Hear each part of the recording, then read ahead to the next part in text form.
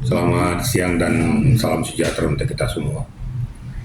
Jadi mengikuti perkembangan daripada sidang daripada Fadel yang sebagai korban itu adalah Loli, kan gitu ya. Kemudian berdiri juga Nikita Mirjani sebagai orang tuanya. Ya kita kupas satu-satu ya. Keberadaan daripada Nikita Mirjani pada persidangan itu adalah suatu hal yang lumrah dan manusiawi. Karena ini darah daging ya. Darah dagingnya yang diperlakukan tidak manusiawi oleh seorang Fadel, memaksa melakukan aborsi dan sudah diakui juga. Nah sekarang jadi masalah, ini kan di bawah umur. Ini berat loh ya. Kalau saya bilang sanksi hukumnya berat ya. Kenapa berat? Seorang yang di bawah pengampuhan dipaksa bersetubuh, kemudian hamil, kemudian dibawa aborsi. Ya. Walaupun sudah diakui, tetap aja etika prosedur itu berjalan dengan baik. Nah tinggal nanti pembuktian di lapangan, tentu dipanggil nanti siapa sih dokter yang mengaborsi, kan gitu. Di rumah sakit mana diaborsi, alasannya mengaborsi karena apa. Ingat baik-baik, apabila anak di bawah umur tidak boleh diaborsi secara sepihak tanpa sepengetahuan daripada orang tuanya.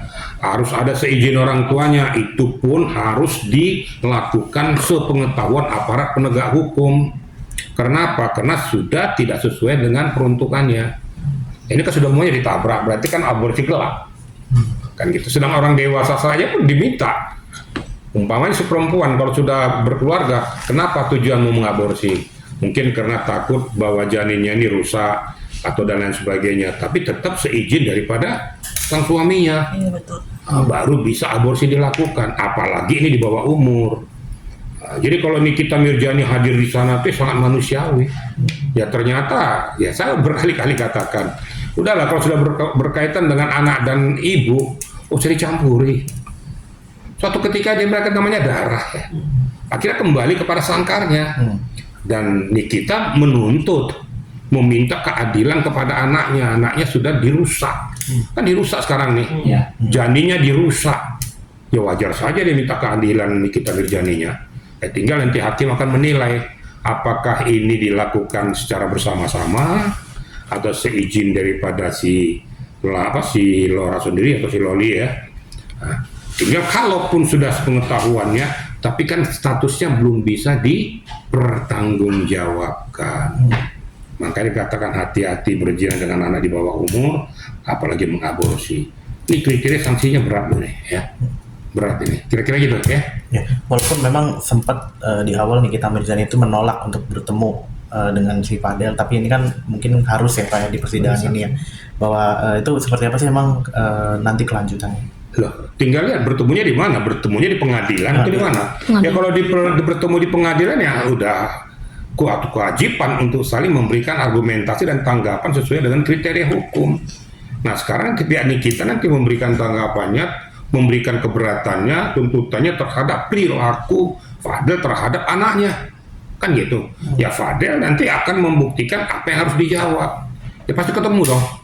Nggak mungkin nggak ketemu. Namanya di sidang pengadilan, walaupun kita sudah bermusuhan, tinggal berpisah kita di tanah aja pun harus bertemu di pengadilan.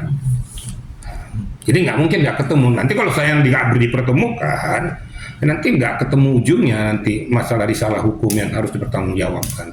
Gitu kira-kira ya. Terakhir ini menghadirkan 10 saksi. Menurut kuasa hukumnya itu seperti apa? Saksi kuasa hukum siapa? Kuasa hukumnya MM Pak Bang Fahmi pernah bilang di sini bahwa menghadirkan 10 saksi. Kalau menghadirkan 10 saksi silakan saja. Tapi kalau sudah dalam bukti permulaannya udah jelas, nggak usah 10 saksi lah. Kalau sudah diakui yang bersangkutan juga bahwa terjadi suatu peristiwa pengguguran secara paksa, ya itu sudah kena, ada kriterianya kok ya. Pencabulan di bawah umum kan di bawah umur kan kena ya. Jadi saya rasa kalau sudah sah meyakinkan itu, saya rasa ya tinggal itu untuk menguatkan saja. Mau 10, mau 11, mau 100 urusan dia itu. Tapi saya rasa dengan beberapa orang aja yang sudah menyatakan bahwa terjadi peristiwa itu, paling-paling saksinya itu bahwa mengetahui bahwa mereka pacaran. Masa pada saat berhubungan ada saksi yang melihat? Kan nggak mungkin. Jadi lihat substansinya dulu. Kemudian kalaupun dia aborsi, paling saksinya itu ya dokter yang menangani Apakah benar dokter? Apakah dia perawat atau bidan? Kan kita tidak tahu juga. Terus dilakukan di mana? Dilakukan di rumah sakit yang legal atau di rumah yang ilegal? Ini kan lebih berat lagi nanti. Apalagi yang melakukan ini orang yang tidak mempunyai spesifikasi tentang masalah kandungan itu. Yang berhak ini kan dokter kandungan. Masa dokter gigi mau bisa mengaborsi kan nggak bisa. Tidak sesuai dengan spesifikasi, kena dia. Jadi kalau seandainya mau dibuat saksi-saksi, sah-sah saja. Mau berapa, itu hanya menguatkan aja kok. Ya. Pak, terakhir